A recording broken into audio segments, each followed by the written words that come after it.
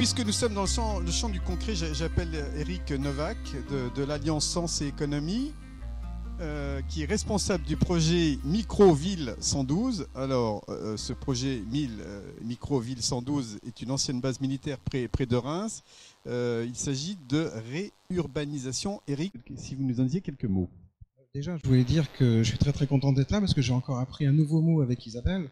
C'est un projet qui est extraordinairement grand, mais en fait, c'est le grand nous qui est très intéressant. C'est-à-dire que c'est parce qu'on est ensemble. C'est un projet qu'on est en train de faire avec un village de 1000 habitants. Mais ce village de 1000 habitants est en train simplement de reconstruire une ville,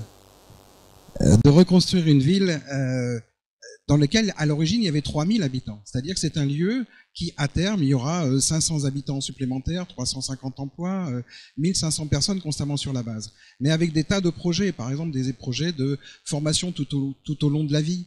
Il y aura des écoles, des associations d'insertion, la chambre des métiers, des musées, fermes pédagogiques, poney club, centre d'études sur le bien-être animal, enfin, etc., etc. Mais il faut bien se rendre compte des dimensions, c'est que c'est 90 hectares, c'est 50 000 mètres carrés de bâtiments, c'est 600 chambres avec salle de bain WC, c'est etc. Tout ça pour... Et en fin de compte, c'est le village, c'est grâce au village, et c'est en symbiose justement avec le village depuis le début.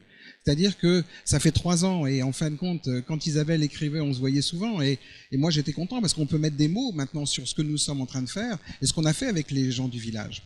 Mais au-delà de ça, on a environ 35-40 projets qui sont montés, mais ils sont sélectionnés par des comités citoyens du village. Et c'est ça qui est intéressant. Alors il y a les sachants, hein, des gens sérieux, etc., qui eux, ils étudient aussi les projets, mais on s'aperçoit que 80 à 90% des notes qui sont données par les comités citoyens et par les sachants, c'est la même chose. Donc c'est vraiment le grand nous. Merci Isabelle pour ça. Alors justement, quelle est la genèse du projet? Comment c'est parti? Qui s'est mobilisé au-delà de votre personne pour faire avancer ces projets?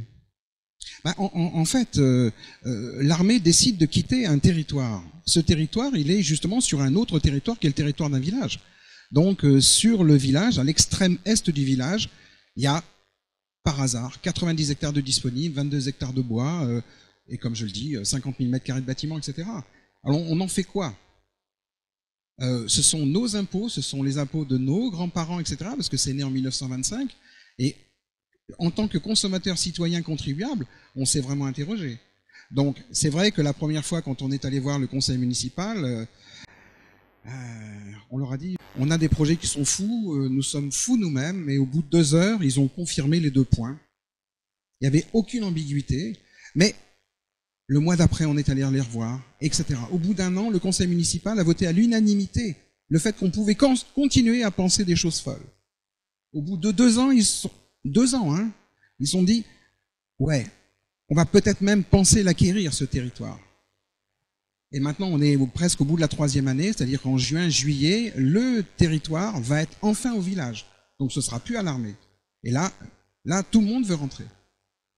La jeunesse, c'est ça. Et comment se structure, comment s'organise? Vous avez parlé d'un certain nombre de réalisations, et on imagine un maillage comme celui d'une toile d'araignée qui se nourrit, qui s'agrandit, qui se développe, et c'est vraiment, je crois, ce que finalement, quand on lit le livre d'Isabelle, on est dans cette volonté de mailler, de développer, de voir grandir cette volonté de construction. Alors, il y a une volonté, mais il y a aussi la nature. La nature toute seule, c'est-à-dire que, je peux vous donner des exemples, on a des brasseurs indépendants qui veulent s'installer, ils m'appellent un jour en me disant « je voudrais 600 mètres carrés », très bien, mais parallèlement, je suis avec la Chambre des métiers qui me dit « tiens, on va monter la première formation en France de brasseurs indépendants ». Et je lui dis « arrêtez, c'est drôle, parce que 48 heures, on m'a demandé un truc. » Et pendant que je parlais, je lui ai envoyé le mail. 2 jours après, le brasseur m'écrivait en disant « je veux plus 600 mètres carrés, je veux 1000 mètres carrés ». Parce que qu'est-ce qui s'était passé? Il s'était passé que tout d'un coup, la Chambre des métiers a vu son intérêt d'avoir un endroit dans lequel il allait pouvoir faire ses formations. Donc, ça grossit comme ça, et ça se fait de façon naturelle. C'est tellement de façon naturelle que lorsqu'on a fait notre première AMI, appel à manifestation d'intérêt, on a fait ça dans le gymnase du village, on a mis des tables partout, les gens ont fait un pitch elevator, etc. Et puis après, ils se sont installés au milieu des villageois et ensemble. Et là, d'autres liens ont commencé à se faire. Il y en a plein comme ça. Et quelle est l'implication, parce que je connais un peu la Champagne, on est quand même en milieu rural, quelle est l'implication de tout l'environnement, je dirais, des agriculteurs, je sais pas, des producteurs, vous parliez de brasserie, j'imagine qu'il faut du houblon, comment ça se passe? Quelle est l'implication? Alors, il n'y a pas d'implication pour l'instant des acteurs de l'agro... business. Secteur agroalimentaire. Parce que bon, c'est quand même de la betterave, c'est de la luzerne, et puis l'autre côté, c'est le champagne, donc ça on touche pas. Mais par contre, effectivement, il y a aussi des projets de planter du houblon. Mais à l'origine, je bois pas de bière, mais je voulais mettre du houblon, ne serait-ce que pour casser certaines perspectives à l'intérieur de ce lieu qui est des fois pas forcément sexy, hein, des bâtiments de 78 mètres de long, 20 mètres de large. Quand on en a 6 l'un à côté de l'autre, tu te dis waouh, faut pouvoir se projeter, quoi. Hein. En tout cas, merci Eric, merci de ce témoignage.